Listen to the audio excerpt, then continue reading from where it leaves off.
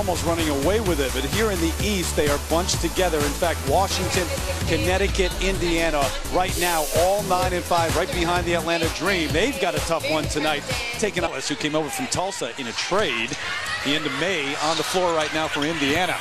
Turnaround along the baseline, Jessica Davenport, the fourth-year player from Ohio State, and she's added that to her game right now. She has come into her own, played with a lot of confidence in the offseason overseas, and has become that dominant center that I've been looking for. What we've seen so far to this point. What makes them so dangerous is the ability of the bench. And Tamika Catchings even talked about some of the players that are coming off the bench for Indiana could possibly go to other teams and vie for a starting position. They did acquire Janae Morris in the draft, and they got Shavante Zealous in a trade, but what they have is chemistry, and they're used to playing with each other. Katie Smith buries the three. The all-time leader in three-point buckets in the WNBA. Looking to stop it. It's an 8-0 run by Washington to take the lead. Cindy, thank you. Back here in the nation's capital, Katie Smith with her 749th three-pointer. That's a lot. That's more than anybody ever in this league. And having that veteran mentality on your team, leadership, and she's not one that has to be the go-to on this Washington Mystics team. She just provides those points just right at the right time. Busy winning WNBA titles with Detroit. She was there the last 5 years. Sutton Breeze. Well, I think they have, with Kate, they've got Katie Smith, who's been able to hit open shots, but then also crashing the boards and the paint points. Right now, Washington leads 12-6 paint points over Indiana. Smith got another one. Guess what? You got to guard her. Hey, she is right on time. She's hot right now.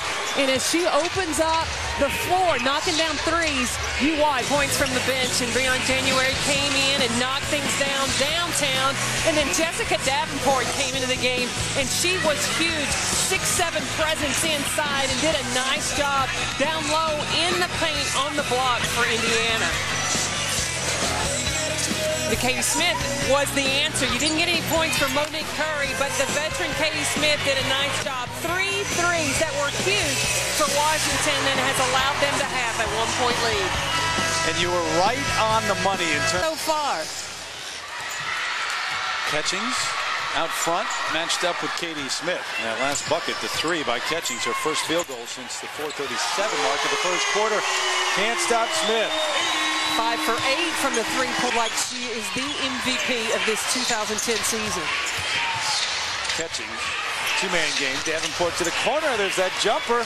Boy, she's taking her game outside these days. 6'7" with the face-up. That was a long two for Davenport. 61-55. Washington with the lead at home. Time now to take a look at our IHOP stacking up. And Katie Smith, in her previous 4 games, Carolyn, she was 5 of 16 beyond the arc. Tonight, she's 5 of 7. Well, it's a luxury to have a veteran like Katie Smith on your team. Monique Curry is struggling to score, and what does Katie Smith do? She comes in, season high, 19 points for the Washington Mystics. Okay, so that's our IHOP stacking, the best that's played in this league.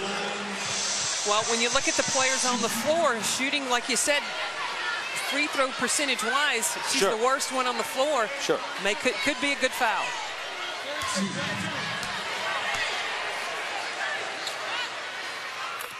Money. She's a veteran. Solid player. Plenty of time, though. And this still will be a one-possession game, even if she makes this.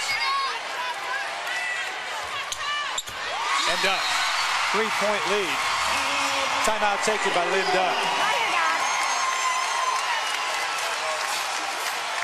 To try to tie it up. But the Mystics 7-1 now at home. Katie Smith thanking the crowd for coming out. 21 in the game for Smith, a season high. Crystal Langhorn, 14 points and 10 rebounds. And